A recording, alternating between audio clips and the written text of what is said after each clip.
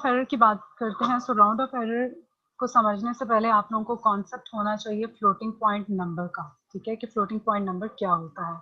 सो floating point number का जो आपके पास सिंटेक्स है वो आपके पास होता है plus minus significant multiply by base और पावर में आपके पास आएगा प्लस माइनस एक्सपोनेंट, ठीक है। सो सिग्निफिकेंट क्या है, एज जो मैंने आपको प्रीवियस सेक्शन में बताया था कि ये सिग्निफिकेंट डिजिट्स होते हैं, फिर आप इसको मल्टीप्लाई बेस आपकी 10 होगी और एक्सपोनेंट जो आपके पास पावर होती है। फॉर एग्जांपल आपके पास एक बहुत ही स्मॉल नंबर है, ठीक है, 0.0000, अब इसमें बहुत सारे जीरोस हैं। अब अगर आप इसकी कैलकुलेशंस कर रहे हो तो इन जीरोस को हैंडल करना आपके लिए थोड़ा सा डिफिकल्ट होता है।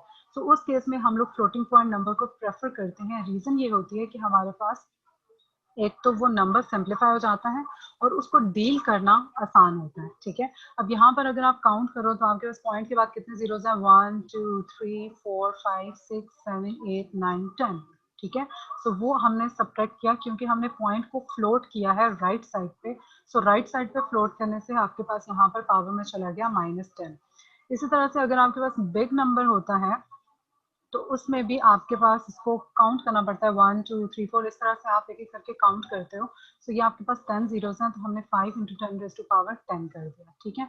अब फ्लोटिंग पॉइंट नंबर को लिखने का आपके पास एक कुछ चीज़ें हैं जिनको माइंड में रखना ज़रूरी होता है। अगर आपकी वो दो कंडीशंस फुलफिल होती हैं तो आपका ये फ्लोटिंग पॉइंट नंबर लिखा जा सकता है। अगर वो कंडीशन फुलफिल नहीं होती तो आप उसको नहीं कह सकते कि ये फ्लोटिंग पॉइंट नंबर है। तो उसको हम लोग बेसिकली क्या कहते हैं, नॉर्मलाइजेशन रूल्स बोलते हैं हम उनको। सो पहला रूल है हमारे पास that the integer part should be 0, कि आपके पास जो इंटीजर पार्ट है वो 0 होना चाहिए।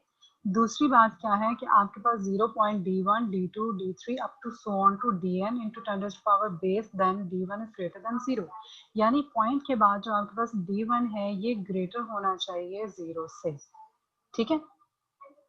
अब यहाँ पर अगर आप नोटिस करें तो आपके पास पहली एग्जांपल है 0.123 इंटू 10 टू पावर 4।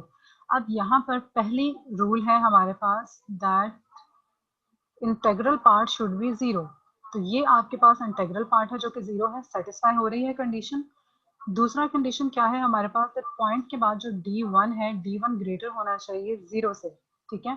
सो जब d1 ग्रेटर होगा 0 से तो यहाँ पर आपके पास क्या है 1, सो 1 0 से ग्रेटर होता है। सो ये भी हमारे पास कंडीशन सेटिस्फाई हो रही है। सो ये हमारे पास नॉर्मलाइजेशन रूल के अकॉर्डिंग फ्लोटिंग पॉइंट नंबर है।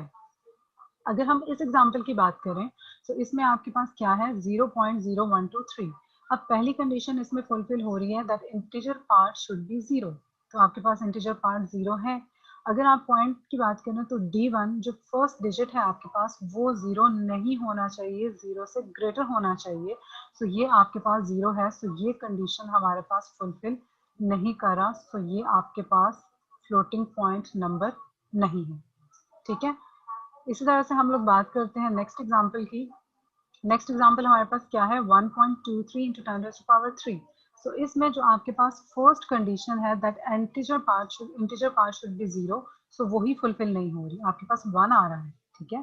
सो ये 0 नहीं है। इसी तरह से अगर दूसरा देखा जाए तो d1 आपके पास ग्रेटर होना चाहिए 0 से, सो ये आपके पास ग्रेटर है, लेकिन पहली कंडीशन आपकी फुलफिल नहीं हो रही, सो ये भी आपके पास फ्लोटिंग पॉइंट नंबर नहीं है।